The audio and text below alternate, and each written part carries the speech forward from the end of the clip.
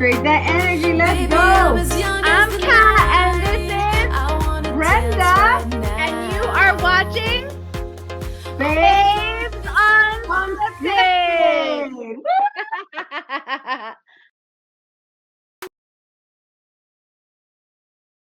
You shared with us a story in the book club recently. I don't know if you want to talk about that, but I would love for you to share because it's something that we go through as women, I think. Yeah, I think in the world of the South American, Latino, Caribbean island Latino, there's and even here in New York, when people are in their own country, right? I wasn't born in Dominican Republic. I was born here. But my mother, of course, comes with all the traditions and all the culture. One of the things that I had to learn the hard way is colorism. So colorism is like a thing. So, coming into this dance school, they had always the pelo largo, la blanquita. And for those of you who don't know, it's like the whiter, lighter Dominican. So they would be in the front. But in this case, I learned the steps quickly. And because I was a very silent person, I expressed my feelings and everything through dance. Like I was not myself when I danced.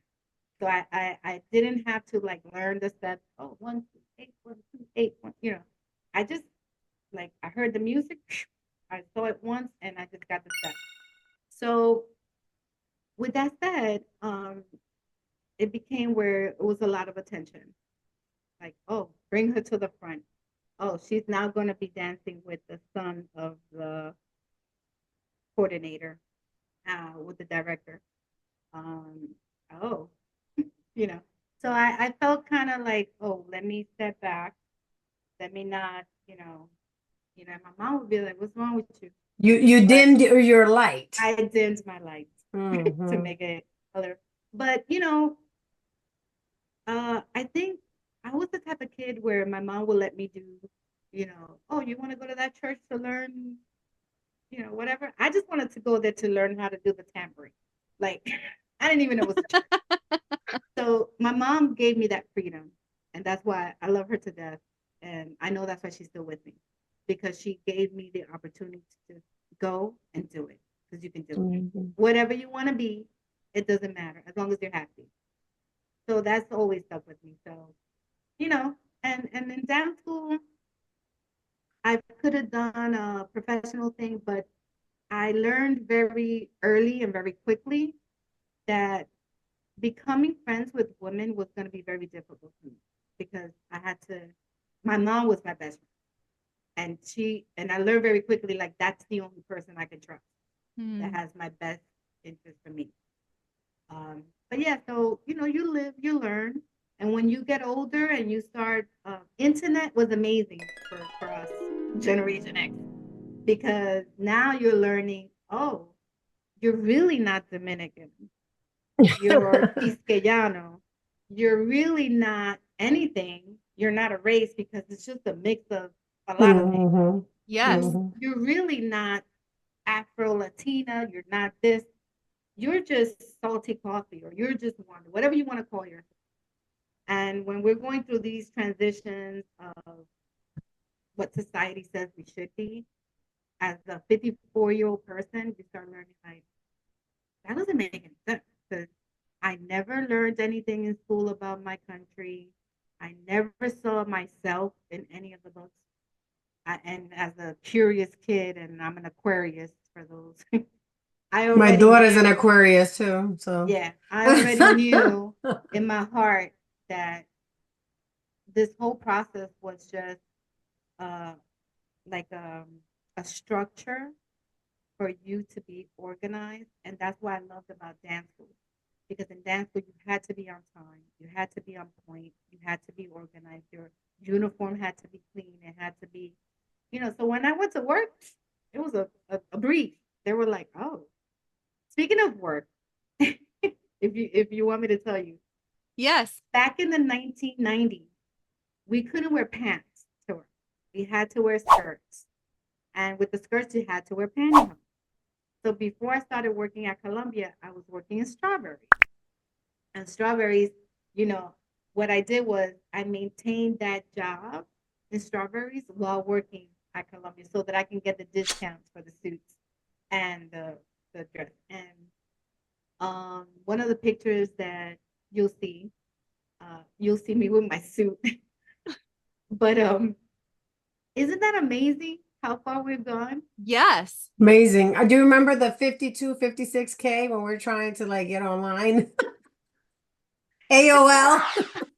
I love that you got mentioned mail. it because I'm telling you, when you say Yahoo chat or whatever, I'm like, I remember that. I'm like, you have a Yahoo email? It's 2024, dude. I still do. I still have an AOL email, okay? Oh my God. AOL?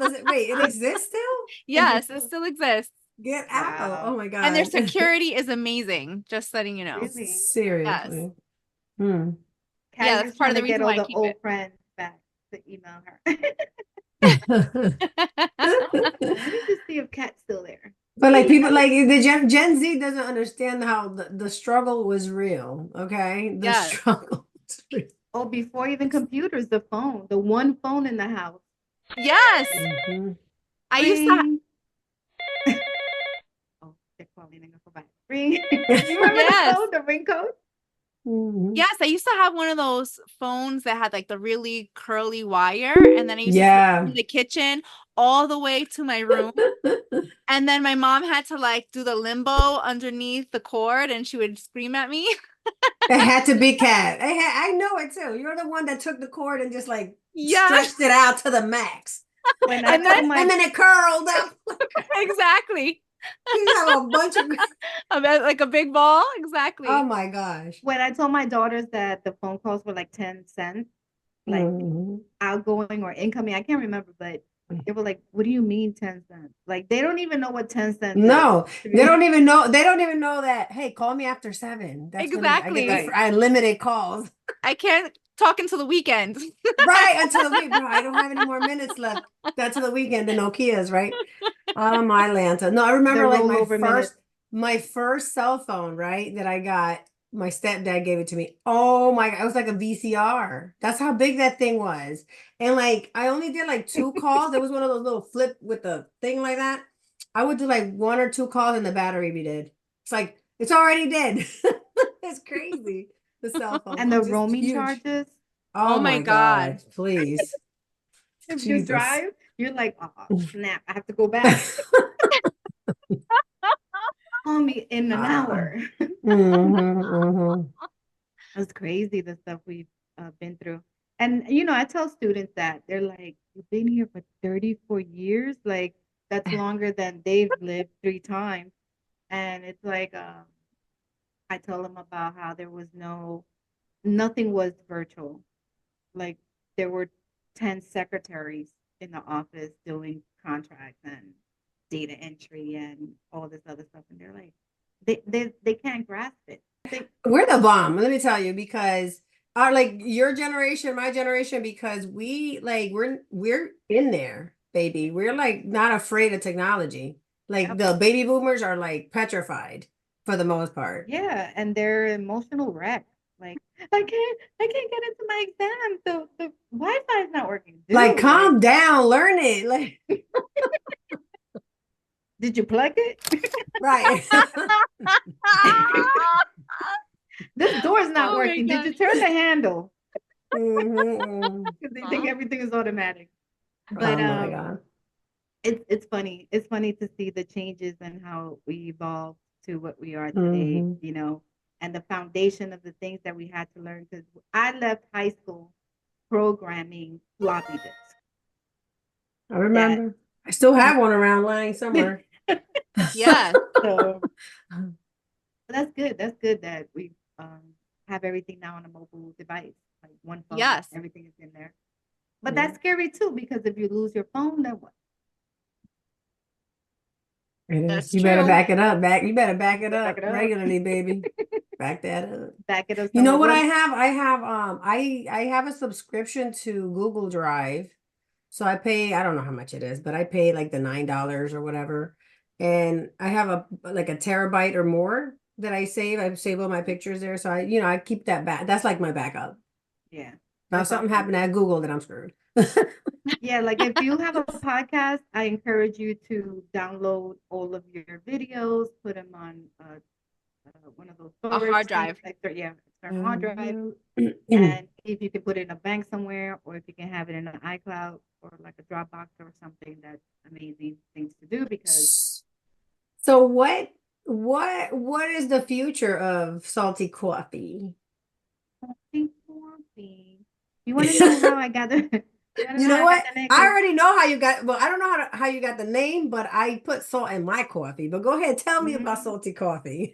So I was dating this guy in Connecticut, and we used to go to this little diner, and the diner was like, it wasn't like a fancy smancy diner. It was just a regular, diner that maybe people like in the 50s would go constantly, like the same people every day. And one of the things that I loved about that place, I would I would go in there, ask for coffee, and then leave with 10 cups. Like, Wow. and I was like, can I ask you what coffee this is?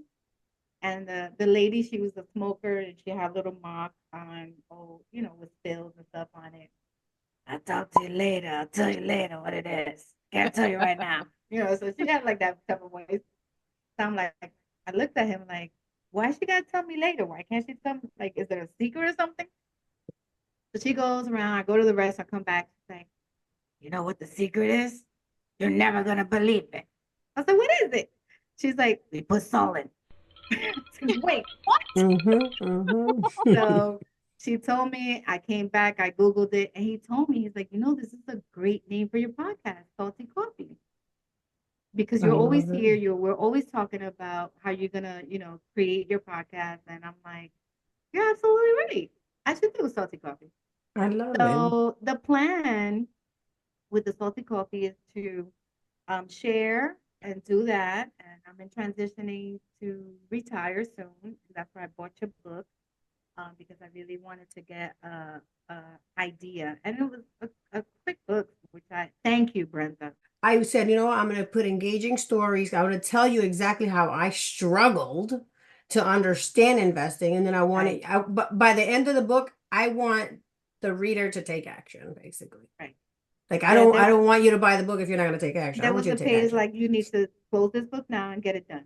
I was That's like, exactly like damn, oh yeah, no, I'm telling you, like stop right here and don't and do move it. past this chapter and just do this. So that was one of the things that I loved about your book, because when I was 19 and started working at Columbia, we had in Columbia University, we used to have what was called a mentor.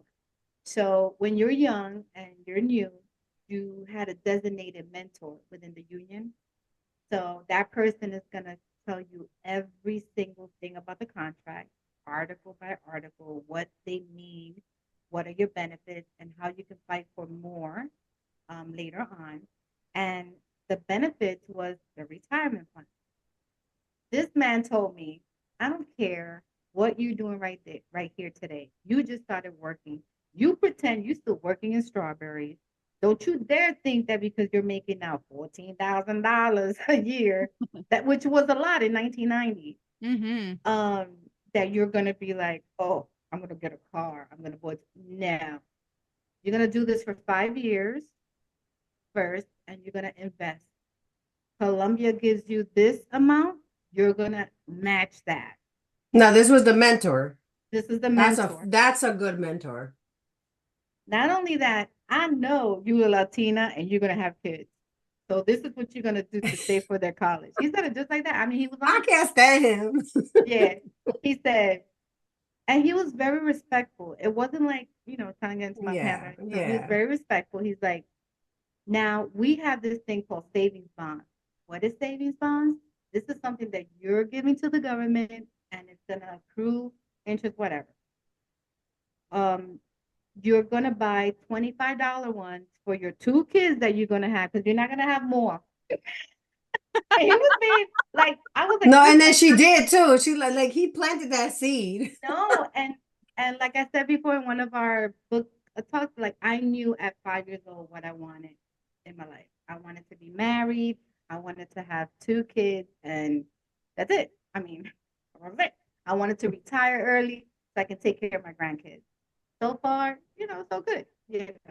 But he said get the savings bonds because now, and then don't have any kids until you're like 30 or whatever. Of course, I didn't listen to that part, but yeah, because I wanted to have kids early because I wanted to engage and be engaged with my kids.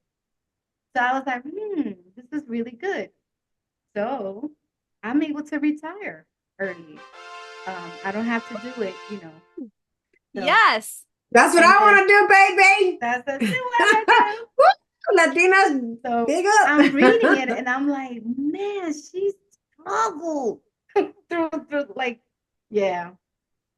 If you would the have struggle had was real to tell you from the beginning, straight up. And I didn't. Yeah.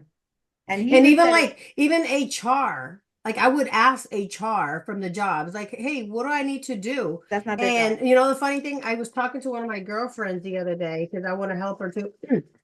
So basically, they hand you a piece of paper with all the like stocks, right? Or the stock options or the investment options that you have. And I'm like, oh, 1% here, 1% here. Because I said, what do I do? He was like, just put a percentage. But once you acquire knowledge, you don't need that. You have to just pick the target age or target date index fund, which everything. That's what I tell people. Like, just choose that one. You don't need to just 100% right there on that target date. Right there. Right. No, I put like 1% here, 1%. I had no idea what I was doing. I lost so much money probably. Yeah, and he told me, you want to do Vanguard because they're amazing. Whatever, right? But he also said there are 2 choices. You got TIA Craft, you got Vanguard. I did both because with TIA Craft, I was able to borrow money in case of an emergency, whatever I contributed. So thank God I never had to have an emergency to use it. But at least I knew that I had a backup if I lost my job or if I had to, an emergency. And that's one thing that I learned through my mother's death. Like, people are like, oh, so what's going to happen with your kids? Like, you're not giving them a phone? This was around 2020, right? I was like, no, because if there's an emergency, they need to call 911. Like, what am I going to do from where I'm at? I'm not a nurse. I'm not a 911 operator. If there's an emergency and they get mugged, they need to call 911 and they need to and I want people to get that. I want people, how many students call me and I ask them, well, where do you live? They give me the restaurant name on the lower level of their building. Wow. Like, they don't know the address. And that's something that we as parents or adults have to work with these kids. Where are you? Do you know how to read a map? Do you know how to not depend so much on GPS? Yes. Do you know how to use a compass? So, it's easier said than done, of course, but we have to really go back a little bit, just remind ourselves we really need to not depend too much on technology and just go back to well, I mean, do you know like your sister's number? I don't. I swear to God, I think I posted something on TikTok that if I go to jail, I'm kind of screwed. Like, who am I calling? I think I know my daughter's number and one of my sister's number just because like I would write it on the emergency and I would just keep writing it. For some reason I memorized it, but other than that, I don't know my mom's number. I can't even remember my number. Hello. No, it's true. And I remember as a younger kid knowing everybody's phone number, my mother, my father, 10 best friends, like just the school number. And they just were automatically in your mind. And it came from repeat dialing over and over, pressing the numbers over and over. And now technology has made us a little stupid. I think we can do that as a workbook, to get people to write the top 10 people on their list and Yeah, remember yeah. and start dialing the numbers. I mean, when you tell a student to dial something, they're like, what do you mean dial? Dial. I'm Dial. like, what? I just press contact. I just What's say a pound? No, Siri, that's the call hashtag. That's my not a mom. pound. Like, oh shit, Siri's calling my mom. Hold on. But pound, pound, Oh they're yeah, like, yeah, pound. that's a hashtag. I was like, no, that's pound. Pound six. What is it? Pound 69 or Pound something? 69, yeah. Like, wait, what is that about? Star 66. Yes, Yeah.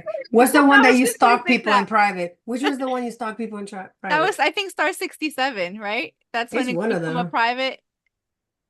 Star 66 was I the don't busy remember, signal bro. fix, and star 67 was to block your number so it came up private. I use that one a Yeah, lot. yeah, yeah. Oh, he not responding. We gonna start 60, whatever.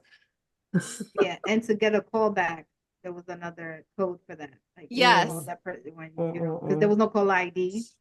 Then the call ID came out. Oh my god, the call ID. That was fun. I think that was star 69. I remember the commercials. That's why I start Okay. not in time, dial star 69.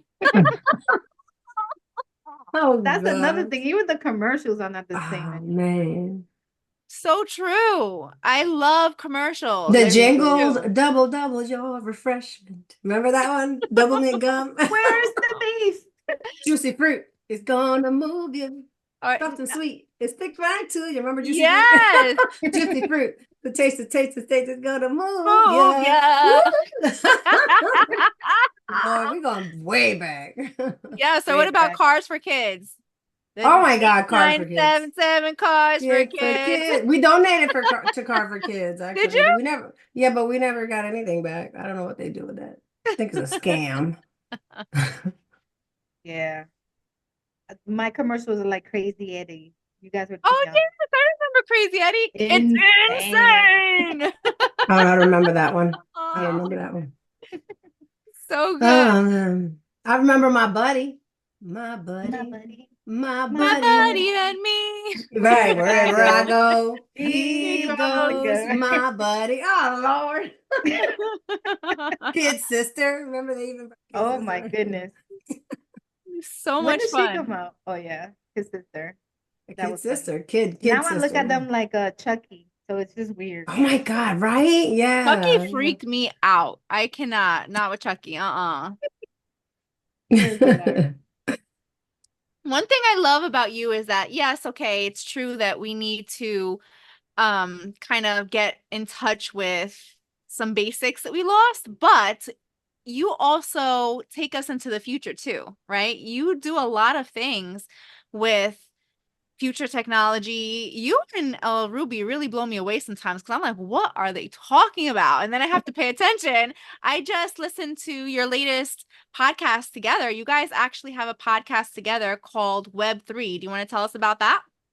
So the Black girls in Web3 are three amazing women right now. But aside from the podcast, we're going to organize like a group of 5 women who will go out into the streets, into the communities, into the workplace, into the nursing home for workers to teach women how to learn financial literacy and learn alternatives from, you know,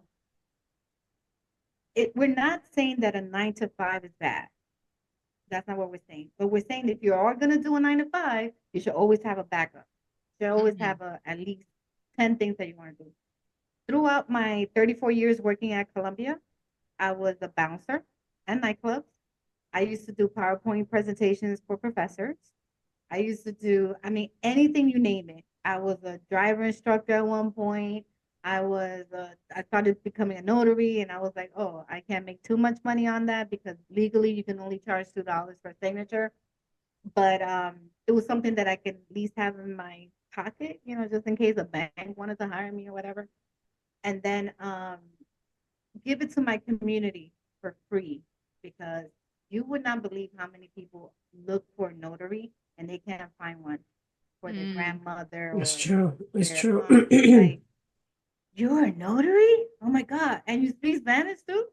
Honestly, they should provide a stipend for that because, like, from a state, if you want to become a notary, you get a stipend. I should like petition for that because You know, that's your time, and you have to take a test or something, right? For Yeah, you that, have to take an exam. The right? exam is And very easy. It's very easy. you should definitely get a stipend. Like I don't see why not. So the way that you can make more money out of that is just by making sure that you have the LLC or a business type of thing, and then Hmm. make sure that you include the transportation, the paper, whatever. Gotcha. So you can really Gotcha. make money out of it. But yeah. So what was the question? No, It you was a, yeah, we were talking about Web3 and what is Web3 even? oh, Right. so that's the objective of the organization, but we're gonna be talking about it in our podcast. So we need more women into this. Women, for whatever reason, we think men know about money more than we do. And it's just weird how we still like gravitate to men. Mm-hmm, And mm-hmm. but the wife is the one doing really all the work and will learn quicker how to make the money. Hmm. So the objective of the podcast is to get women more engaged that you can do this. Cryptocurrency, blockchain, and all that private banking stuff is not difficult. It's really not.